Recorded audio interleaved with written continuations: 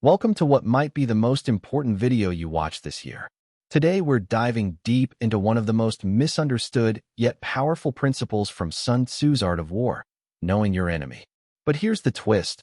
We're not talking about battlefield warfare. We're talking about the battlefield of life, business, and personal success. Most people walk through life blind to the forces working against them. They wonder why they're stuck, why opportunities slip away, why others seem to effortlessly climb to positions of power while they remain stagnant. The answer lies in a principle that military strategists, business titans, and world leaders have used for centuries to gain unstoppable advantage. Sun Tzu wrote, "If you know the enemy and know yourself, you need not fear the result of 100 battles." But what does this really mean in today's world? And more importantly, how are the most successful people using this ancient wisdom to dominate their fields while others struggle? Let's start with understanding what Sun Tzu really meant by enemy. In the context of modern life and success, your enemies aren't necessarily people who actively hate you. Your enemies are the obstacles, the competition, the systems, the mindsets, and yes, sometimes the people who stand between you and your goals. They're the forces that would keep you exactly where you are right now. The first enemy most people never recognize is their own ignorance of the game being played around them. Take Mark Cuban, for example. When he was building his first company, Micro Solutions, he didn't just focus on selling computer systems. He spent countless hours studying his competitors, not just their products, but their sales processes, their pricing strategies, their weaknesses, and most importantly, their blind spots. Cuban would visit trade shows not to sell, but to observe. He'd watch how his competitors interacted with customers, what questions stumped them, what promises they couldn't keep. This intelligence gathering became his secret weapon. While his competitors were busy trying to outshout each other with flashy marketing, Cuban was quietly positioning his company to fill the gaps they left behind. He knew exactly where they were vulnerable, and he struck with precision. This wasn't luck. This was strategic intelligence applied to business warfare. But here's where most people get it wrong. They think knowing your enemy means simply being aware of your competition. That's kindergarten-level thinking. True power comes from understanding the deeper layers, the psychological patterns, the systemic weaknesses, the unspoken rules that govern success in any field. Jeff Bezos understood this when he was planning Amazon's assault on retail. He didn't just study other online retailers. He dissected the entire retail ecosystem. He understood that traditional retailers had a fundamental weakness. They were trapped by physical limitations and inventory costs. But more importantly, he recognized that consumers had an enemy they didn't even know they were fighting: the inefficiency and frustration of traditional shopping. Bezos positioned Amazon not just as another store, but as the solution to problems customers didn't even realize they had. He understood that the real enemy wasn't other retailers. It was friction itself. Every click, every search, every delivery that took too long was a battle against customer satisfaction. By identifying and systematically eliminating these friction points, Amazon didn't just compete. They redefined the entire game. This is the level of thinking that separates those who achieve real power from those who just get by. When Elon Musk entered the automotive industry with Tesla, he didn't see Ford or GM as his primary enemies. He saw the entire fossil fuel ecosystem as the enemy, not because he hated oil companies, but because he understood that dependence on fossil fuels was a systemic vulnerability that could be exploited. Musk studied the weaknesses of traditional automakers with surgical precision. They were slow to innovate, trapped by existing infrastructure, and psychologically committed to internal combustion engines. More importantly, they underestimated consumer desire for sustainable alternatives. While they were fighting each other over market share in a shrinking pie, Musk was creating an entirely new pie.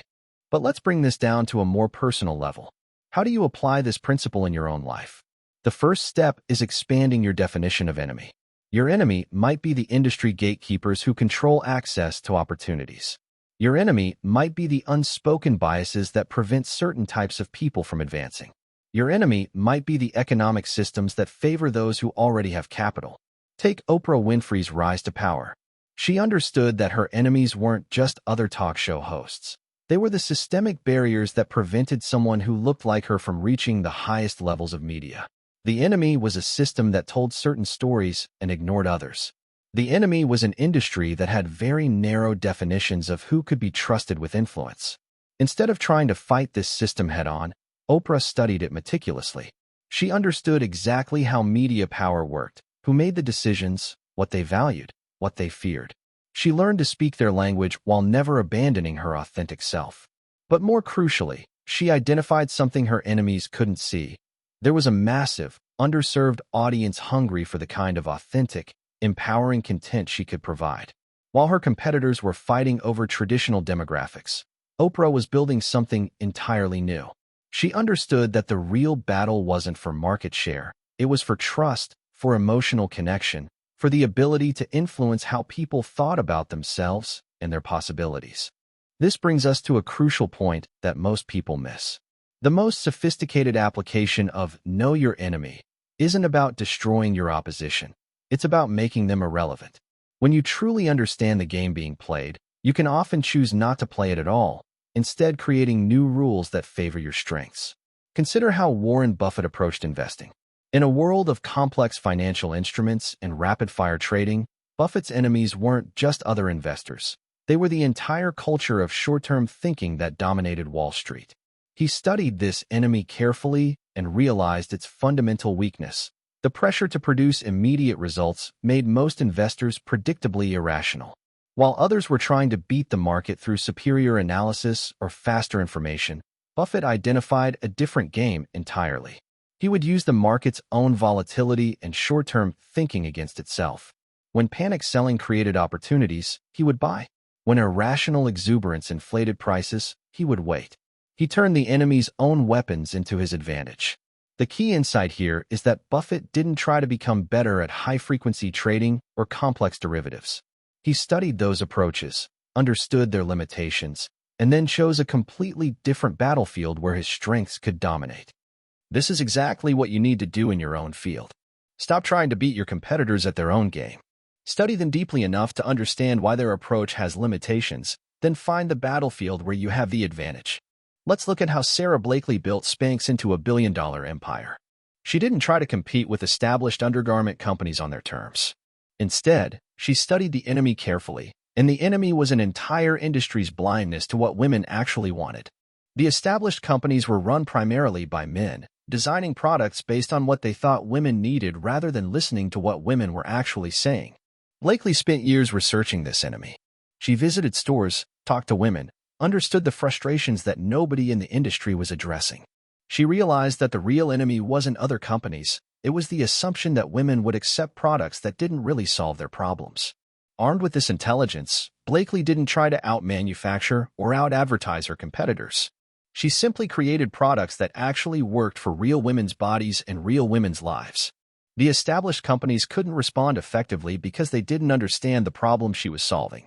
But here's what's really powerful about this approach. It works even when you're not building a business empire.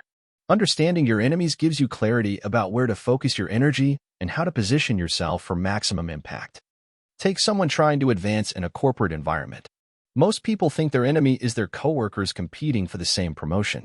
That's surface-level thinking.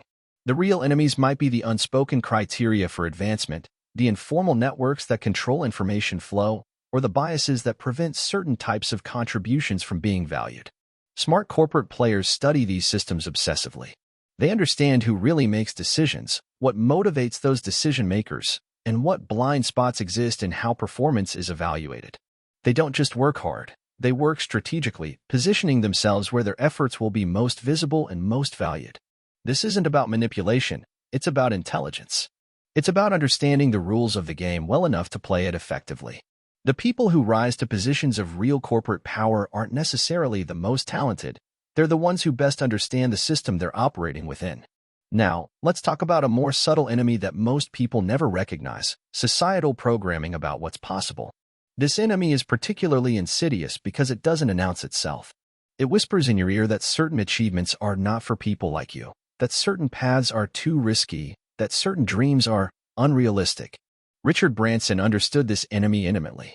He recognized that traditional business education and conventional wisdom were actually barriers to the kind of innovative thinking required for breakthrough success. Instead of trying to prove he belonged in the establishment business world, He studied why that world was vulnerable to disruption. Branson realized that established industries often became complacent, focused more on protecting existing profits than serving customers better. They developed blind spots created by their own success. While they were focused on competing with each other using established methods, there were opportunities to completely reimagine how entire industries could work. This is why Virgin succeeded in so many different fields: airlines, music, telecommunications, space travel. Branson wasn't trying to become better at being a traditional airline executive or record company manager. He was identifying the weaknesses in how these industries operated and creating alternatives that serve customers in ways the established players couldn't or wouldn't match. The lesson here is profound. Your biggest enemy might be your own acceptance of limitations that don't actually exist. Most barriers are more psychological than real, but they become real when enough people believe in them. Let's examine how this plays out in the digital age. The internet created entirely new forms of power, but also new enemies. Traditional gatekeepers, publishers, record labels, television networks, universities suddenly found their control over information and access challenged by anyone with a computer and an internet connection. Smart individuals recognized this shift early and positioned themselves accordingly. Take someone like Gary Vaynerchuk, who transformed his family's wine business by understanding that traditional wine marketing was the enemy of authentic connection. While established wine companies were spending millions on traditional advertising, Vaynerchuk was building direct relationships with customers through video content. He studied the enemy, traditional wine culture with its intimidating jargon and elitist attitudes, and realized it was creating a barrier between wine and regular people. Instead of trying to become more sophisticated or more traditional, he positioned himself as the antidote to wine snobbery. He made wine accessible, fun, and relatable. This wasn't just about marketing tactics. Vaynerchuk understood something deeper about human psychology. People want to feel included, not intimidated. The traditional wine industry's emphasis on exclusivity and expertise was actually a vulnerability that could be exploited by someone willing to be genuinely helpful and accessible. The same principle applies to any field dominated by artificial barriers to entry. Whether it's finance, technology, art, or any other domain, there are usually opportunities for someone who understands the real needs being served versus the theatrical requirements that have built up around serving those needs. But here's where we need to get even more sophisticated in our thinking. The most powerful application of knowing your enemy comes from understanding not just what they do, but why they do it. What are their motivations, their fears, their blind spots? Take the way Steve Jobs approached the technology industry. He didn't just study what other companies were making. He studied why they made the choices they did. He realized that most technology companies were run by engineers who prioritized technical specifications over user experience. They were proud of complexity, not simplicity. Jobs understood that this was a massive vulnerability. While his competitors were trying to cram more features into their products, he was eliminating everything that didn't serve the user's core needs. While they were marketing to other engineers, he was designing for people who didn't want to think about technology. They just wanted it to work. This insight allowed Apple to dominate not by having better technology, but by having better understanding of what people actually wanted from technology. The enemy wasn't other tech companies. The enemy was the assumption that consumers would tolerate poor design if the specs were impressive enough. Now let's talk about how this applies to personal relationships and social dynamics. The same principles that govern business and political power also apply to interpersonal influence and social positioning. Consider someone like Barack Obama's rise to political power. Obama understood that his enemies weren't just political opponents, they were the assumptions about who could hold the highest office in America. Rather than trying to minimize the ways he differed from previous presidents, Obama studied exactly what those differences meant to different constituencies. He understood that for some voters, his background was a liability to be overcome. But for others, it was exactly what they were looking for, proof that American leadership could evolve. Instead of trying to appeal to everyone, Obama positioned himself strategically for maximum impact with the constituencies that mattered most for electoral success. This required deep intelligence gathering about voter motivations, media dynamics, and the psychological factors that influence political decision-making. Obama's team didn't just run a campaign.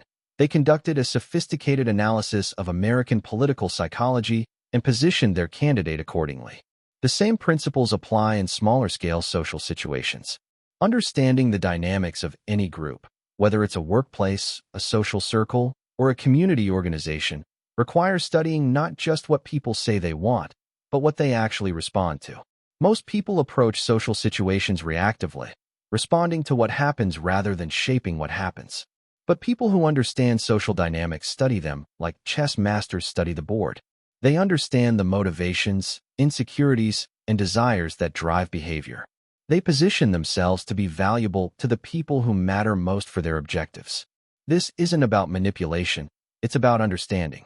When you truly understand what motivates people, you can find ways to create genuine value for them while advancing your own goals. The most powerful social positions come from being able to help others get what they want. Let's examine how this works in the context of building wealth and financial power. Most people think the enemy is simply lack of money, but that's superficial thinking. The real enemies are often the systems and mindsets that prevent wealth accumulation. Ray Dalio built Bridgewater Associates into one of the world's largest hedge funds by studying these deeper enemies. He realized that most investment failures came from psychological biases, the tendency to avoid discomfort, to seek confirmation of existing beliefs, to follow crowds rather than data. Instead of trying to be smarter than other investors, Dalio created systems that protected against these psychological enemies. He built processes that forced uncomfortable conversations, that challenged assumptions, that separated decision-making from ego protection.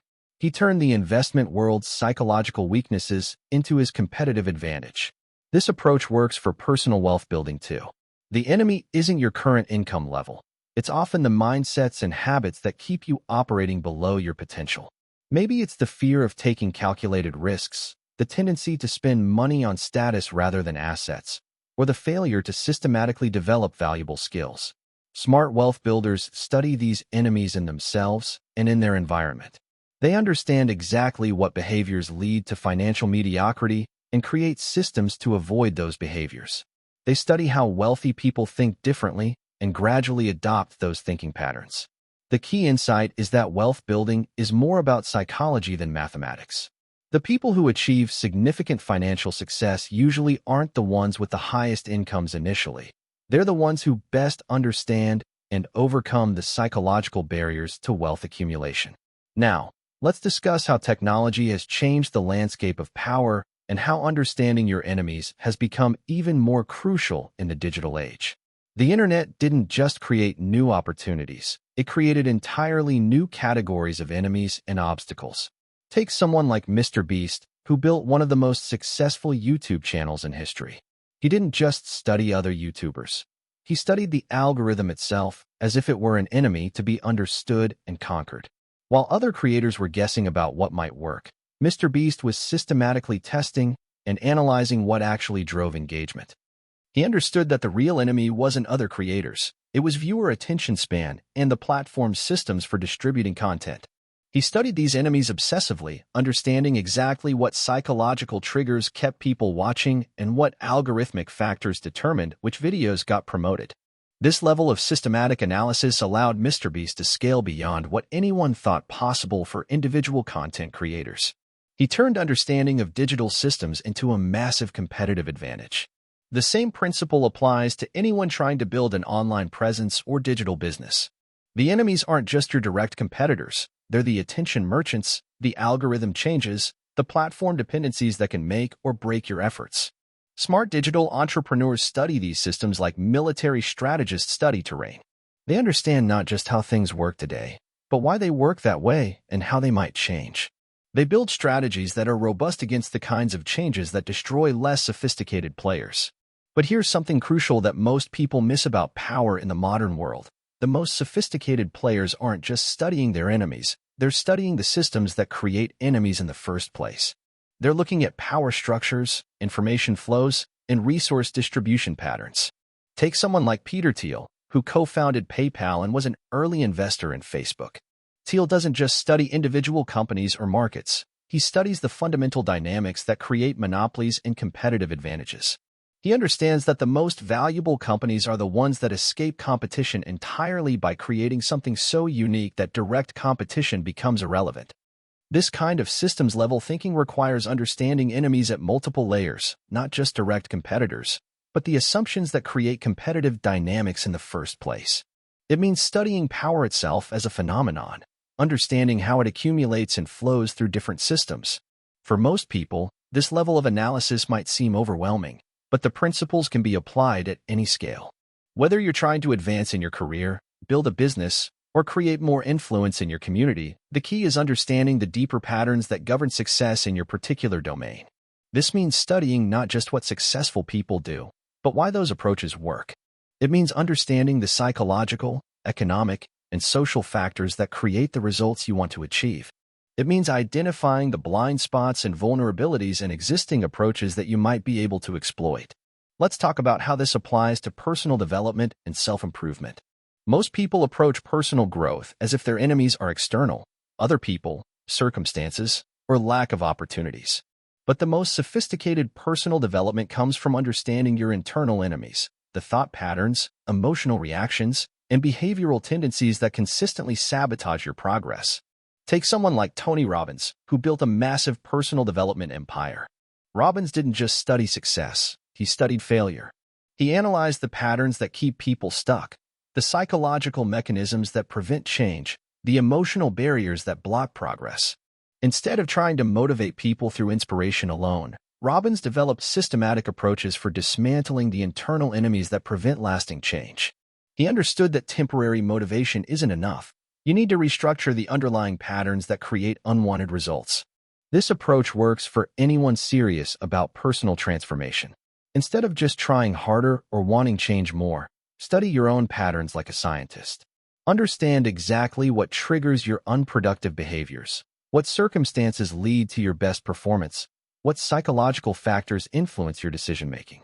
When you understand your internal enemies this clearly, you can create environmental and systematic changes that make success more automatic. You're not relying on willpower alone. You're engineering your life to support the results you want. The same principle applies to relationships and social dynamics. Instead of just hoping for better relationships, study the patterns that create relationship problems.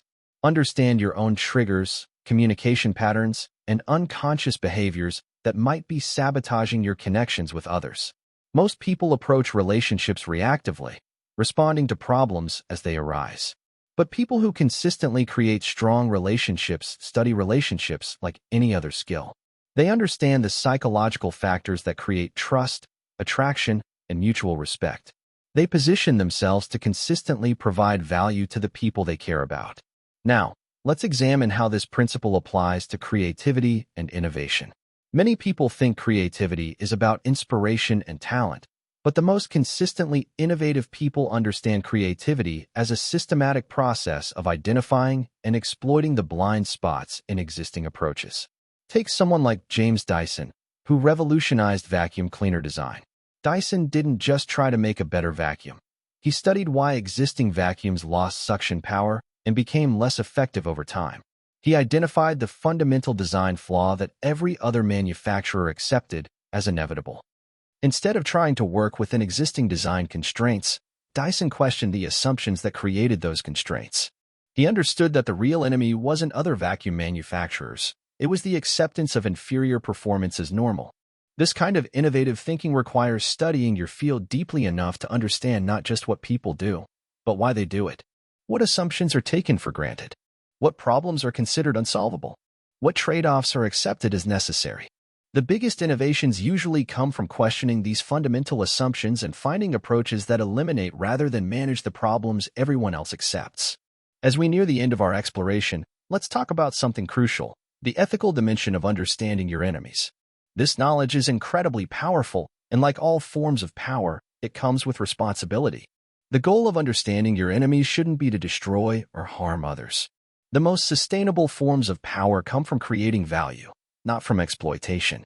When you understand the weaknesses in existing systems, the best approach is usually to create better alternatives rather than simply taking advantage of others' vulnerabilities.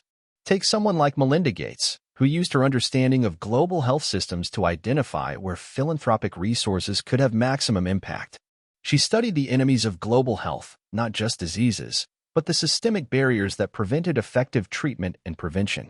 Instead of just donating money randomly, the Gates Foundation analyzes these systems scientifically, identifying leverage points where relatively small interventions can create disproportionate positive impact. They understand their enemies well enough to develop strategies that address root causes rather than just symptoms. This is the highest application of Sun Tzu's principle, using your understanding of obstacles and opposition to create solutions that benefit everyone, including your former enemies. When you achieve this level of strategic thinking, you're not just gaining power for yourself, you're contributing to solutions that make the entire system work better for everyone involved. But here's what you need to understand. This level of strategic thinking doesn't happen overnight. It requires consistent study, analysis, and application. Most people give up too quickly because they expect immediate results from strategic thinking. The people who achieve real power through understanding their enemies are playing a longer game. They're building knowledge and positioning that compounds over time. They understand that small advantages, consistently applied, eventually create overwhelming superiority. This means you need to approach this as a lifestyle, not a quick fix. Make studying your environment, your competition, and your obstacles a regular practice.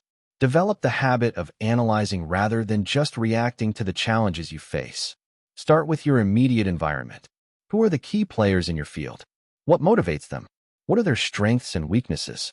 What blind spots do they have? What assumptions do they make that might not be accurate? Then expand your analysis to the systems you're operating within. What are the unspoken rules? What behaviors get rewarded? What factors actually determine success versus what people say determines success? Finally, turn this analytical approach on yourself. What are your own blind spots? What assumptions do you make that might be limiting your effectiveness? What patterns do you have that consistently produce results you don't want? The goal isn't to become paranoid or to see enemies everywhere. The goal is to develop the kind of clear, strategic thinking that allows you to navigate complex environments effectively and create the results you actually want. Remember, the people who achieve positions of real power and influence aren't necessarily the most talented or the hardest working. They're the ones who best understand the environments they're operating in and position themselves accordingly. This understanding gives you choices that other people don't have. When you can see the patterns that others miss, you can take actions that seem mysterious or lucky to outside observers, but are actually the result of superior analysis and strategic thinking. If you're still here, that means you're serious about changing your life. Comment strategic and let me know that you're ready to change your life by thinking like a strategist rather than just hoping for better results. The path to real power and influence isn't about becoming someone different. It's about understanding the world around you clearly enough to make strategic moves that others can't see or won't make. It's about studying your environment like a scientist and positioning yourself like a chess master. Sun Tzu's wisdom about knowing your enemy has been proven over thousands of years across every domain of human activity. The question isn't whether this approach works. The question is whether you're willing to develop the discipline and analytical thinking required to apply it consistently. The people who are dominating your field right now, who seem to have advantages you don't understand, who appear to effortlessly attract opportunities and resources, they're not operating with some secret you can't access.